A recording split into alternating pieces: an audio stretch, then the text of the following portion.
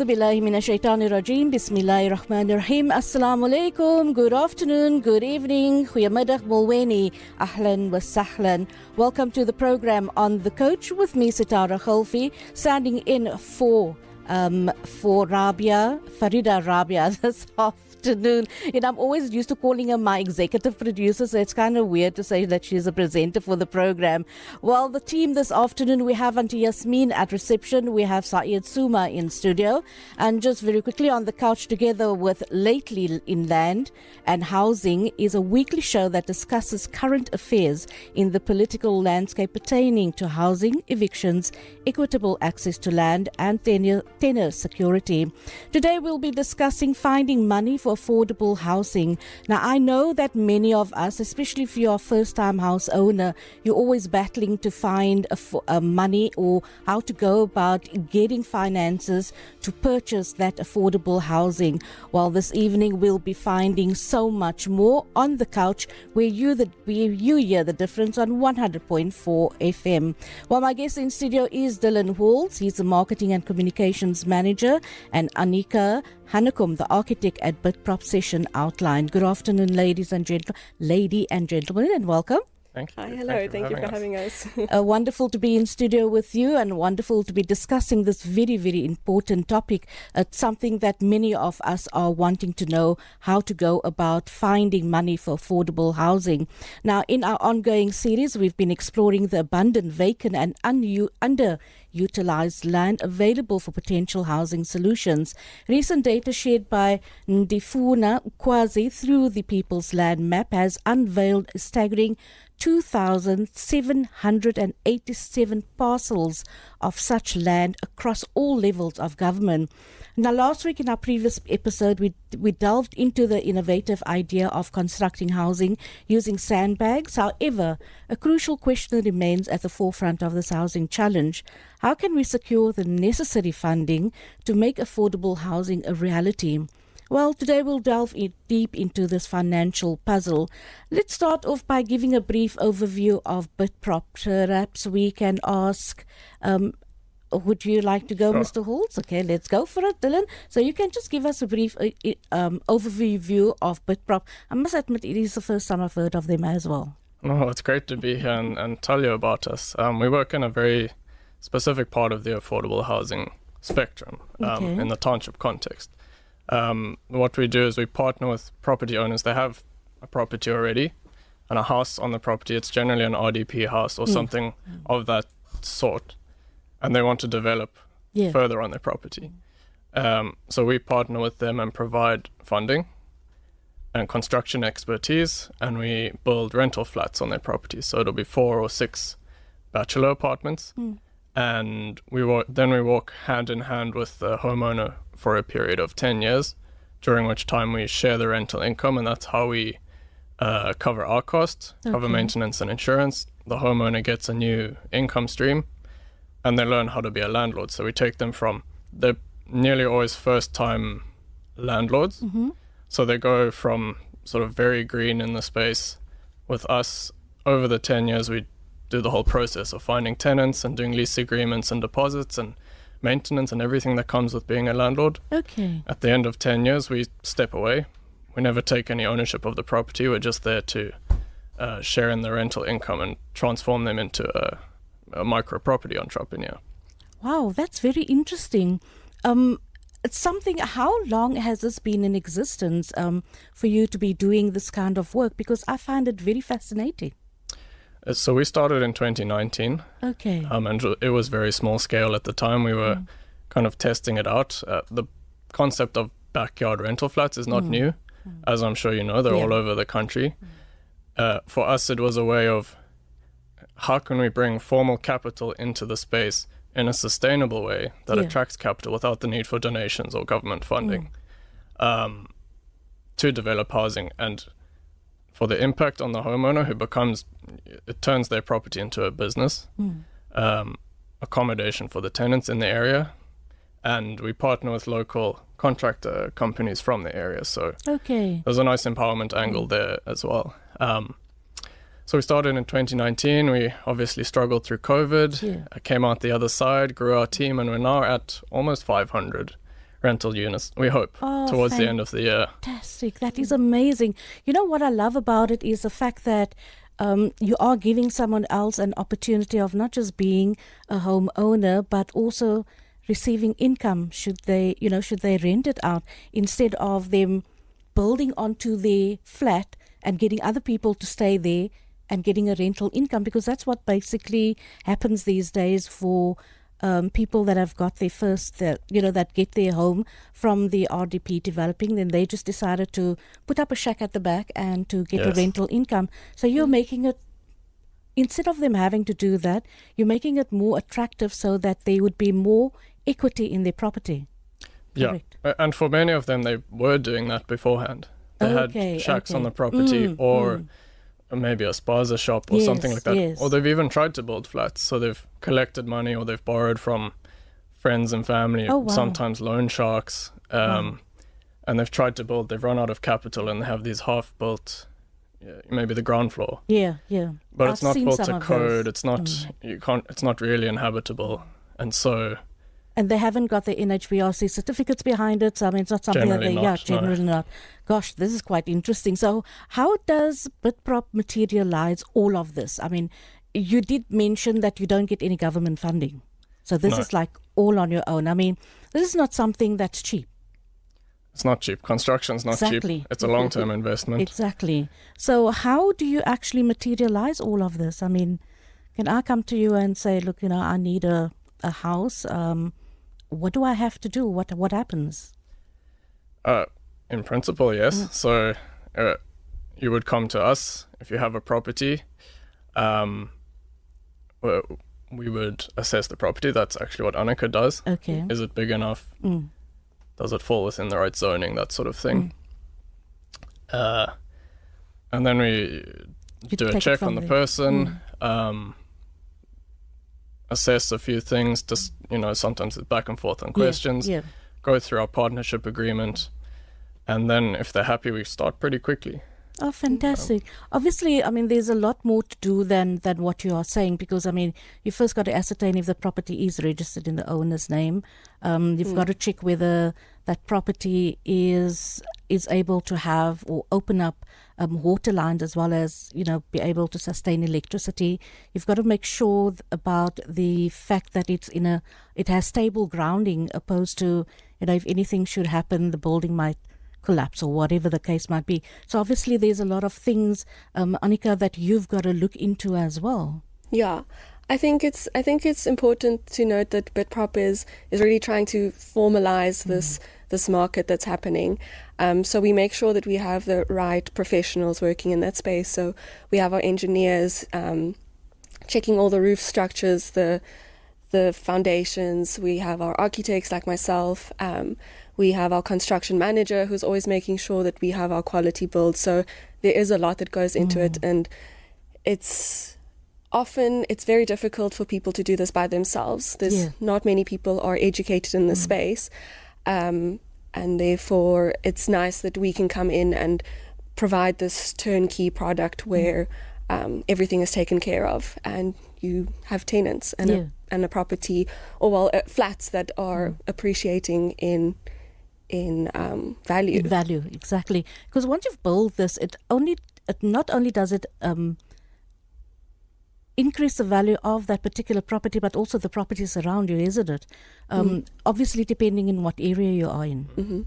Okay, so when you go about doing all of this, or when you are going to be constructing these properties, these houses or flats, etc., community participation, you do go into the communities, explain to them what's going on, why you are doing what you are doing, and who it's available to? Yeah, so it's actually this is actually the beautiful part of what we're doing. And so once we have a homeowner, we're kind of empowering one person. Yeah. But after a while, what happens is they gain the capacity to start empowering people around them, their neighbor, telling them what Bidprop does. And so what we're starting to see is that once we've started building one or two properties in the same street, we're actually creating little micro communities on each property. And we've started to see how they're starting to connect into the bigger, healthy BitProp and homeowner-supported rental space. So that's how we're kind of slowly creating a really safe environment for neighborhoods. For the community itself. Because it's very important that. So let me just go one step back very quickly. So the owner of the property. Normally when you get tenants in, there's obviously a ritual you've got to go through. You've got to get 3 months banking statement, do a ITC check. You've got to ensure that, that they are, good pupils to actually take, or rather rent the place from. Does the same thing apply here? I mean, do you do the ITC checks? Do you find out whether the tenant that will be staying there has a steady income that you ask for, the 3 months banking statement, etc.?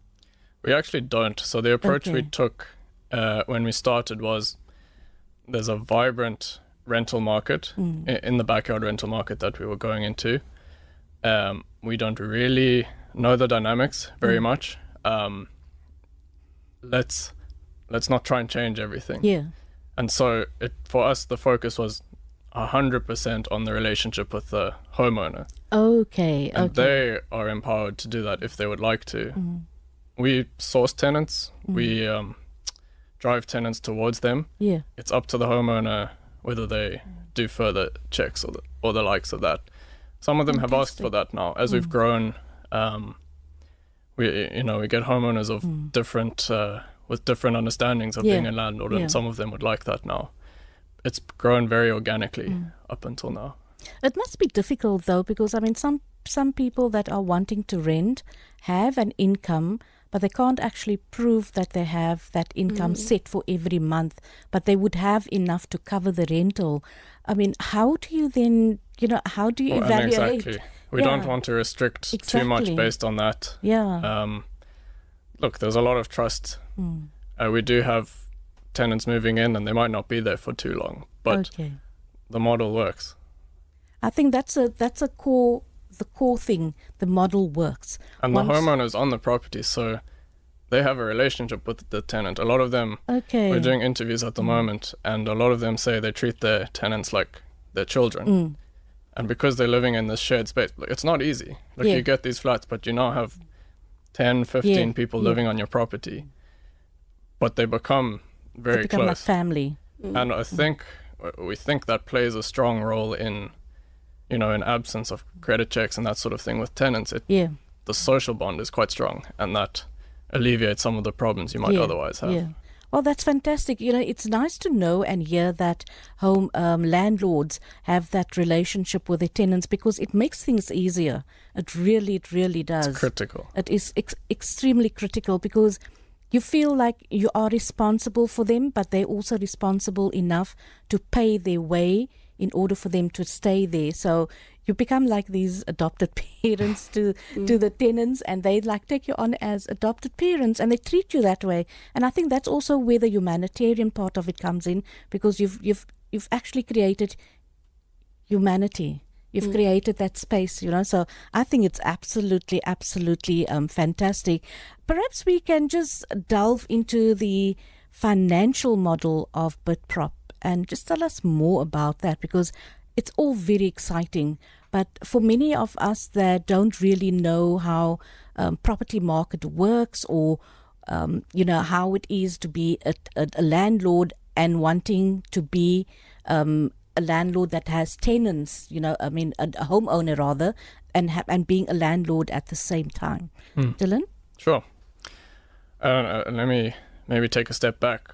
The origins of BitProp, one of our founders was working with an NGO called Kaya Lam, which means My Home, and what they were doing was donating time and money to basically to conveyances and the likes of that, to help people in townships and informal settlements get title to their property. The theory being, if you own your land, that's how you unlock the value.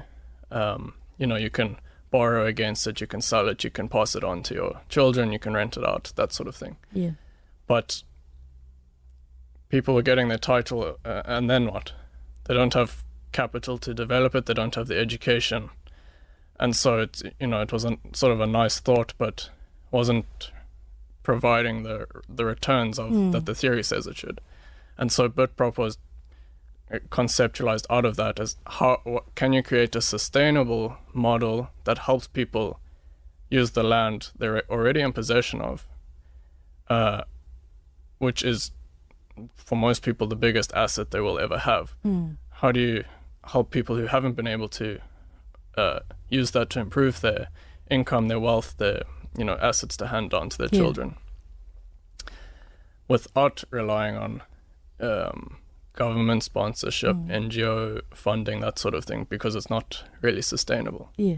So we said, how can we show that private investment can go into the township, into something like property, have massive impact, and it's sustainable. You can sustain the capital, which can be rolled into more development. So we get investment from private investors who have mostly been European up until this point. They invest, and we use the capital to build our properties. Of the rent that's collected, some goes to the homeowner, some is kept for maintenance and insurance. The rest goes back into sort of like a fund, and that provides the return on the investment to the investor. So you're able to incentivize, impact funds, income funds, make it attractive to put capital in to something that's really having a positive impact, and which has been a big trend over the last 5 to 10 years in the financial markets, not just investing for capital return, but to do it in a way that does conserve your capital, but is also having a greater impact at the end. Did I explain the model? No, you definitely did. What I like about that is the fact that you are giving people who want to be landlords that opportunity of being a landlord, and at the same time educating them of the impact of being a landlord, because most of the people think you're being a landlord, you're only getting that income. But being a landlord also means a lot of things. You've got to maintain the property that they are living in. If there's anything wrong, you've got to ensure that it gets fixed. So that money that you literally get as your rental income, you've got to learn to put a portion aside for if anything comes up, because then you've got that funds. And I think that's the most important thing that landlords need to understand, that the income that you're deriving is for whatever you need, but remember to put a portion aside for that oopsie moment when, perhaps a light burst or one of the floorboards came up, and especially with our weather the way it is nowadays. What about, that was going to be my next one, what about insurance on these properties? Because if we look at our climate change, and if we look at how our weather patterns has been, do these landlords have insurance on their properties? Let me say first, it's really hard to get insurance on township properties. Our landlords would all have some form of funeral cover. Some of them would have life insurance, maybe personal possession insurance, not so much insurance on property. Okay. And we struggled a lot in the beginning to get any institution to insure our properties, the part that we're building, because they don't really understand the township market. We've worked with 2 different ones, and it's been fine. It's important, especially with climate change and crime and exactly. Things like this happen all the time. Does BitProp only do financing for townships, or can anyone approach you and say, look, this is where I stay, this is my house, I've got ample space on my property. Is there any way that you'll be able to assist us with, having another separate entrance so that we can become landlords, or do you mainly focus on townships only?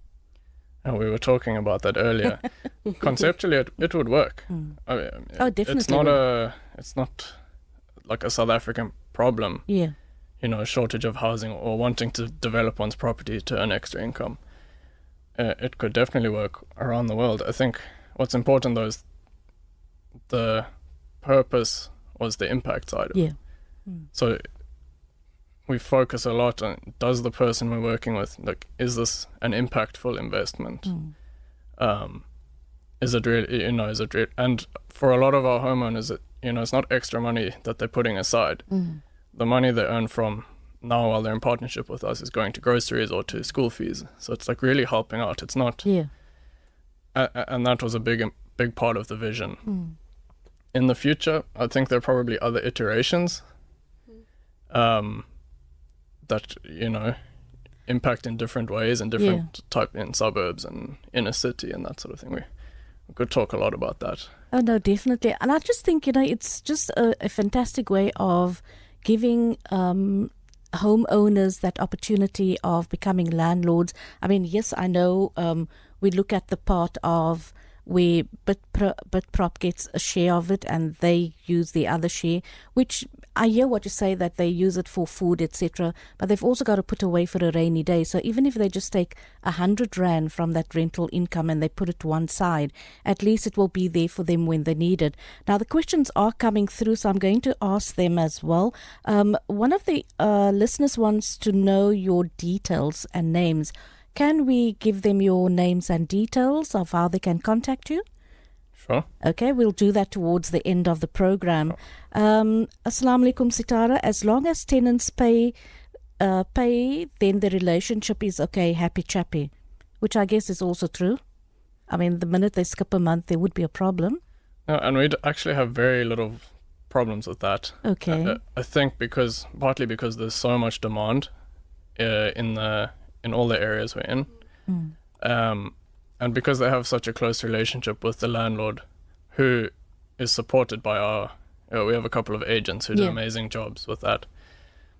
So, less than 1% Okay. don't pay. Wow, that is amazing. Which is the opposite of what we expected when we started. Yeah, because you would think that, sometimes there would be that occasions where they would not be able to pay that particular month. So and it happens occasionally. And, you can always have a conversation case by case. People often have valid reasons. Sometimes not. Sometimes, you have to assess it. Yeah. But that setup where the landlord is on the property living with them goes a long way to alleviate a lot of those problems. Oh, fantastic. Do they deal with pensioners who own the property? We have a lot of pensioners, yeah. Okay. So I hope that answers your questions. How many dwellings can I have on one property? I'm assuming that it depends on the size of the property? Yeah, so when we're initially inspecting the property, there's specific dimensions and sizes that we need. We're also needing to adhere to all the council regulations as well. So a lot of the time when these things happen in township areas or underdeveloped areas, the council regulations aren't followed. So it's easy to overpopulate. So what Bitprop does at the moment is we're trying to fit at least 4 flats or 6 flats maximum. Okay. It doesn't also, there's a long story to it. It's also not just depending on the size of the property, but also we found that it's easier for homeowners to manage up to 6 flats. If we're starting to get 8 or 12, I mean, you can go all the way up. It's difficult to maintain that relationship with your tenants. Okay. And the load on electricity and water also becomes... Yeah, of course, because they don't have separate meters to purchase water or electricity. Maybe with electricity they can, but with water it tends to get a bit difficult, isn't it? To have separate meters in each unit? Yeah, so our units actually do have that. So each unit has its own prepaid meter, and it's also prepaid water meter, but it's connected to the main house. Okay. So there is a system in place where it gets paid back to the homeowner, but that is a clever way of solving that, making sure that the tenants don't kind of, inverted commas, leech off of what the homeowner already has. Oh, fantastic. Yeah. Sure, I've learned something this evening. Assalamu alaikum. How much interest does the guest charge on the loan? So it's not actually a loan. It's a partnership agreement. So it's 10 years that we're in partnership. Yeah. That's fixed. If we recover our capital over the 10 years, great. If we don't, the risk is on us. Yeah. We're not a financial provider in that sense. but the return on the investment is Mm. comes to around 15%. Okay. Yeah, but it's important to note that the homeowner, when partnering with us, doesn't actually put any capital down. So R0 goes Zero, from their yeah. pockets. Everything comes from Bitprop. And then we recover those costs according to the rental income that we get. Okay. Yeah. Yeah, and the other advantage of that is, in a sense, your credit score doesn't matter because we're not issuing a loan against you, and there's no, Yeah. if we can't collect the money, there's no recourse for us through the NCR or anything like that. Okay. It's just a partnership agreement, so we can be more lenient. We'll still check payment behavior so that we know the right questions to ask, but we don't have to say, oh, we can't build for this person because they have a Telcom account and a Sportsman's Warehouse account outstanding. And for tenants that skip out on their payments, I mean, after you've spoken to them, etc., normally financial institutions or companies would put them down as a default payer that they don't regularly pay. Is that something that Bitprop does as well? Do they get recorded down or not at all? No. Wow. We're not hooked into that kind of system. Sure. Some people, would like that. Yeah. It also works to the tenant's benefit because if they've paid, if they are regular payers, it's increases. a good, It increases the credit score. Yeah, so it goes both ways. Yeah. But yeah, we don't do that. Okay. Are these flats built double volume, and what would be the square meter requirements? Yeah, so definitely we do double story. It's 2 stories, and we don't go higher than that, mostly because it's then out of proportion of what's existing in the urban landscape already. And in terms of the square meterage, each flat varies, so it depends on the size and how much we can fit in, but so the bachelor flat space is about 16 to 21 square meters each. Okay. 16 obviously being the smallest amount we can humanely put someone in, and then 21 square meters just depending on the space available. I guess if it's a bachelor flat and it's one person occupying it, you really don't need a big space. So between 16 and 21 square meters should be fairly big enough for one person, I would say. Yeah, definitely. And we make sure that, these units all come with a fully kitted kitchen that has a kitchenette, the sink. It has a built-in cupboard. It has a counter the way young working professionals can work from home. Yeah. Each comes with an ensuite bathroom, so your own bathroom with a toilet, a shower and a basin, and then a living space that can, specifically for a double bed that may or may not, just depending on the variant of the design, can have a couch in or not. But generally, that's usually big enough for one person to work with. Yeah, Oh, definitely. I have a bonded property. Can you assist in getting my bond paid up quicker? I don't think that's what Bitprop is all about. No. So Perhaps they're looking at from an aspect of, will you assist by perhaps building onto our property so that we can get rental income? Yes. So we will build on a property that has a bond. Obviously, we'll collect that document so we can see how much is outstanding and that sort of thing, just so we're aware of it. But ideally, it's a good way to contribute towards paying off your bond. Oh, definitely. Now the rent that person would then receive then goes into the bond repayment. Can one, if you're a homeowner, you have your property, you've already got a granny flat on the property, but the property is big enough to accommodate a second granny flat. Will you be able to assist someone that wants to do that? Yeah, that gets a bit tricky.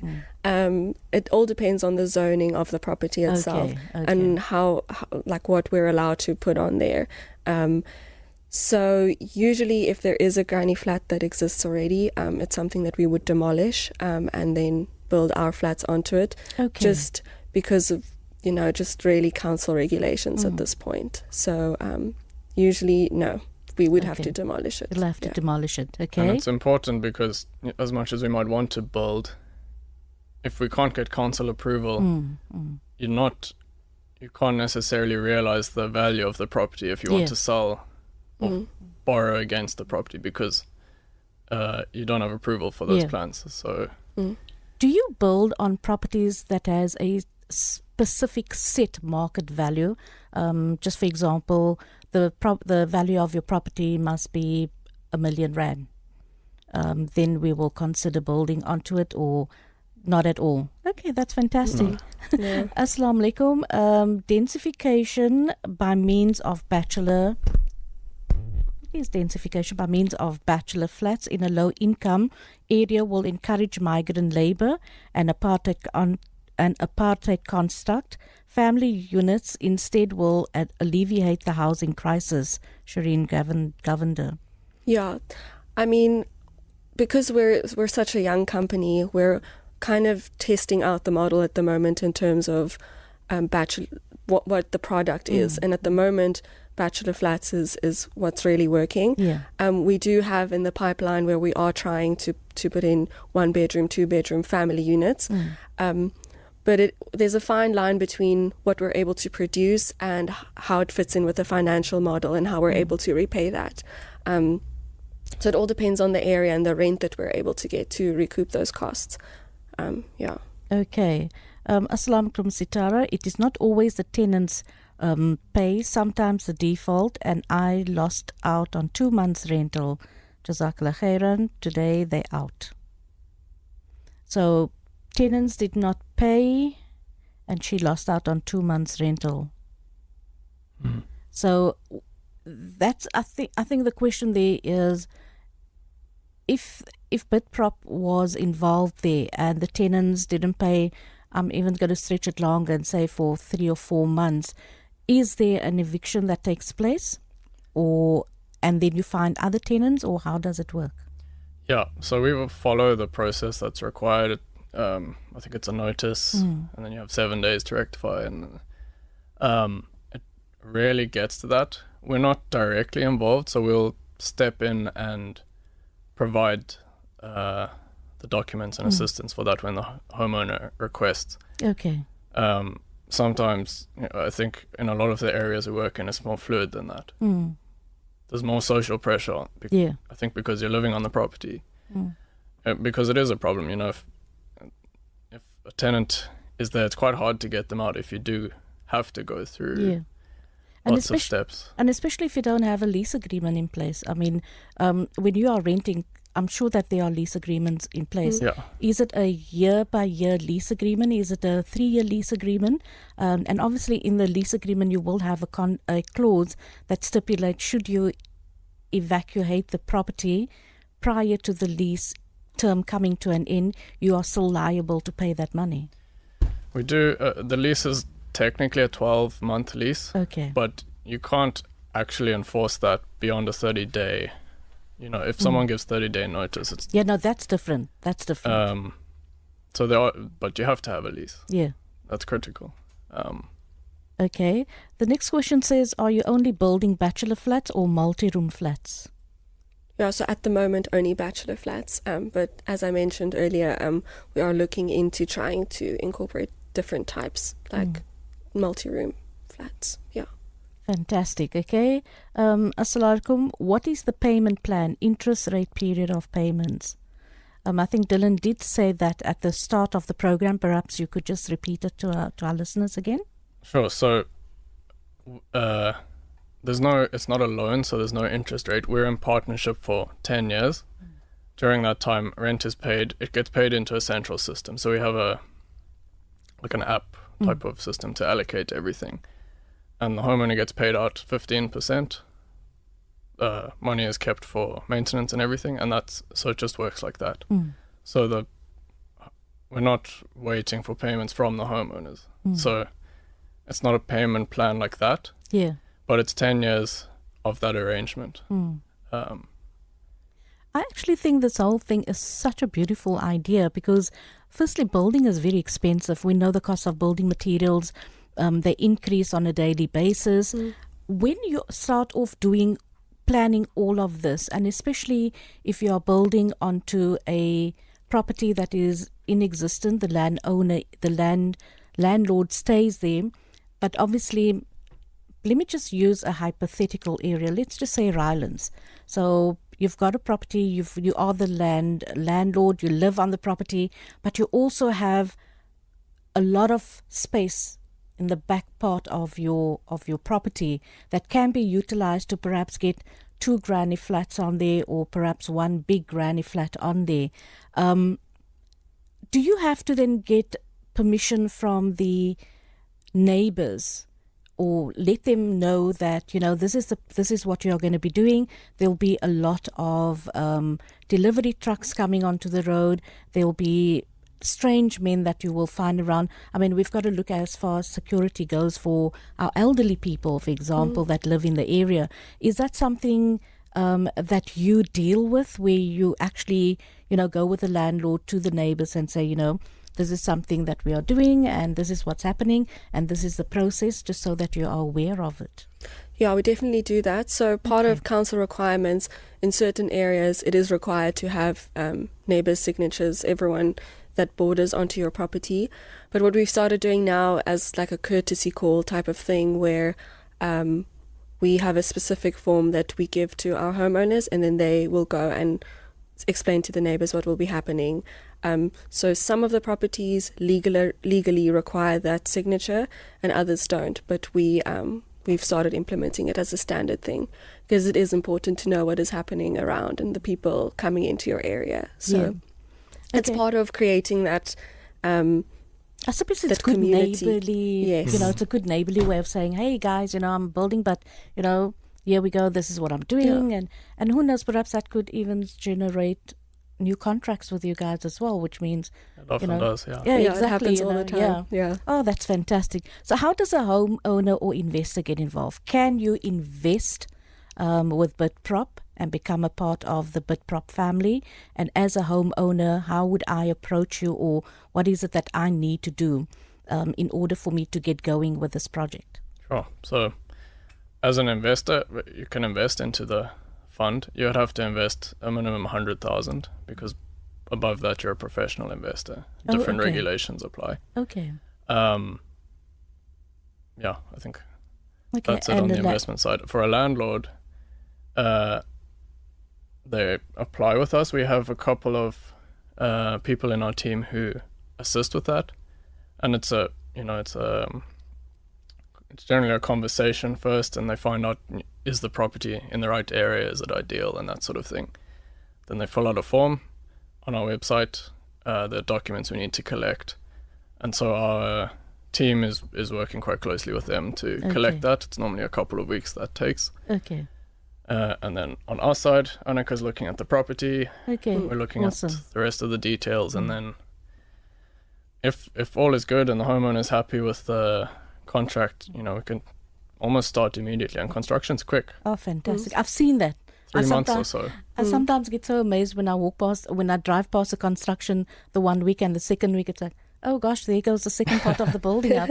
I just want to know, for our listeners, if they want to reach out to you, do they call, or do they reach out to Ndifuna Ukwazi Housing Clinic, or you personally? How do they get hold of you? To BidProp. So our website is www.bidprop.com. It's BITPROP. They can email info@bidprop.com. Okay. And then there are a couple of WhatsApp numbers there as well that they'll see on the website. Okay, awesome. So there we go. So if you want to get hold of them, go to www.bidprop.com, and if you want to email them, it's info@bidprop.com. So that is absolutely, it was fantastic listening to you guys and also finding out more about BidProp. I know I've learned quite a bit this evening. I thought I knew everything there is to know about property, but clearly I don't. So I've learned something new, and thank you so much for joining us this evening. We do wish you all of the best. Have a wonderful remainder of the week ahead, and I'll leave you both in the protection of God Almighty. Thank you. Thank you so much. It's a pleasure. Well, refer those listening to, for you to find out more information or get some more information, you can also go to Ndifuna Quasi social media pages and or www.nu.org.za. And for landlord and tenant issues, you can also reach them on WhatsApp 062 352 92372, or you can email the Ndufani Quasi Housing Clinic on NULAWCENTRE at nu.org.za, or Ntombi NTOMBI at nu.org.za. Well, that concludes On the Couch for this beautiful Thursday evening. Until I chat to you again Sunday morning, enjoy the evening and Juma Mubarak to one and all.